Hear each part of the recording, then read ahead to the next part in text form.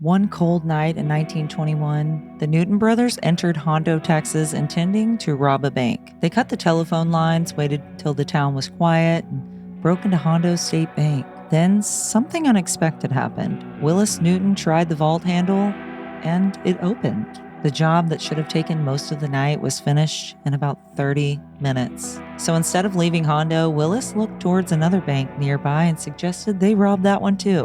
By 1921, bank robbery had become something close to a profession for Willis Newton. He had learned to open safes with nitroglycerin and preferred working after dark, when the banks were empty and the chances of confronting employees or lawmen were lower. Soon his brothers Joe, Jess, and Doc joined him, creating what would become known as the Newton Gang. Their method was different from the daylight stick-ups that would become famous during the following decade. They usually avoided walking through front doors with guns drawn.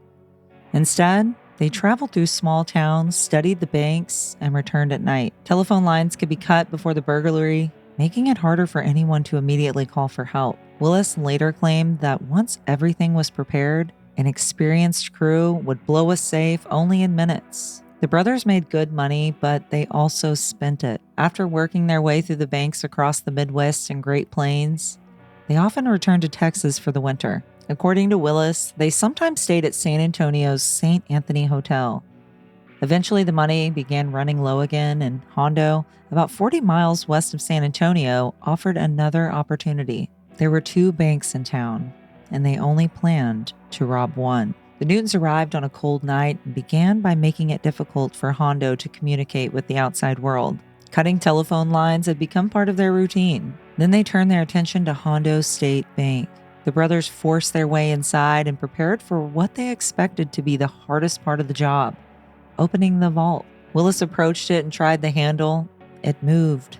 The vault had apparently been left unlocked. Years later, Joe Newton remembered Willis working the handle and combination before realizing the door would simply open. A burglary that might have required explosives and considerable time suddenly became remarkably simple. According to Joe, they were finished with the first bank in about 30 minutes. They had their money, the telephone lines were down, no one had stopped them. They could have climbed into their car and disappeared. Instead, Willis had another idea. There was still another bank in Hondo. Joe later remembered being ready to leave when Willis pointed out that fact. If the first bank had only taken half an hour, there was still plenty of the night left. So the brothers went after First National Bank. This time, fortune did not hand them an open vault. The second bank required considerably more work. What had been a quick burglary at Hondo State Bank turned into a job that Joe remembered taking approximately 2 hours. Every additional minute increased the chances that someone might notice something was wrong, but the brothers stayed with it. Eventually, they got into the second bank and emptied what they could from it. The decision was audacious, even by the standards of professional bank burglars. One successful robbery had already given them the chance to just leave town. Instead, the ease of the first bank persuaded them to the gamble that they could finish another before Hondo woke up.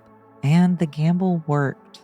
By the time the town realized what had happened, the Newton brothers were gone. During a single night, they had broken into both Hondo State Bank and First National Bank.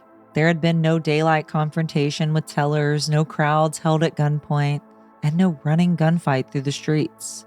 The brothers had relied on timing, preparation, darkness, and, in the case of the first bank, an extraordinary piece of luck. The Hondo robbery became one small part of a much larger criminal career. Over the next few years, the Newtons struck banks and trains across the United States and Canada.